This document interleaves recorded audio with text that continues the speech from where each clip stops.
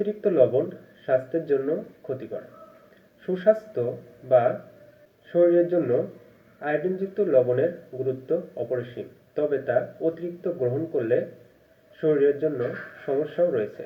অতিরিক্ত লবণ গ্রহণ করার ফলে শরীরের উপর যে সকল বিরূপ প্রতিক্রিয়া ফেলে তার মধ্যে প্রধানত উচ্চ রক্তচাপ বৃদ্ধি পায়, মস্তিষ্কের রক্তক্ষরণ বা স্ট্রোকের ঝুঁকি থাকে, হার্ট অ্যাটাকের সম্ভাবনা বেড়ে যায় এবং কিডনি ড্যামেজ হতে পারে।